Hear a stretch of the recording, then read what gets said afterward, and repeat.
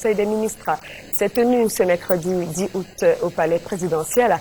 Plusieurs mesures ont été prises, notamment la ratification d'accords de prêt à hauteur de 20 milliards de francs des bailleurs de fonds. Compte rendu signé Jérôme Kofi Abolin.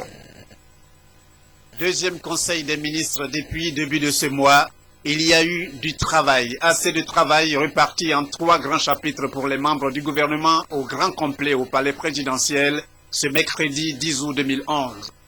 Au chapitre des mesures générales, le Conseil a entre autres ratifié un accord de prêt d'environ 20 milliards de francs CFA avec les bailleurs de fonds pour soutenir la Côte d'Ivoire dans sa phase de reconstruction. Au titre des mesures individuelles, les échanges ont notamment porté sur la recomposition de la CEI en vue des prochaines législatives avant la fin de cette année et sur le décret relatif à la commission d'enquête sur les atteintes aux droits de l'homme. Le Conseil s'est également prononcé sur les procédures pénales à l'encontre des personnes censées être coupables d'actes criminels pendant la période post-électorale.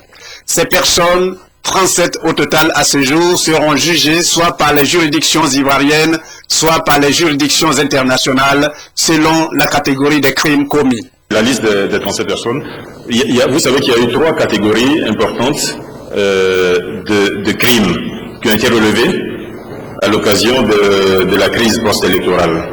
Ces 3 catégories sont 1. Les crimes de sang, 2. Les crimes économiques et puis 3. Les atteintes à la sûreté de l'État. Les crimes de sang seront principalement traités par le tribunal pénal international. C'est ce que nous sommes convenus de faire compte tenu de la complexité de ce type de crimes, du traitement de ce type de crimes. Nos tribunaux ne sont pas suffisamment outillés pour traiter cela complètement et le gouvernement a souhaité que ce soit plutôt le tribunal pénal international qui s'en charge. Mais par contre, au niveau des 2 autres catégories, malheureusement, la plupart de ces personnes sont concernées. Voilà ce que je peux dire à ce stade. Évidemment, le ministre de la Justice pourra, lui, en parler plus longuement. Et puis, c'est encore des questions qui sont en jugement, donc il est difficile d'en donner tous les détails.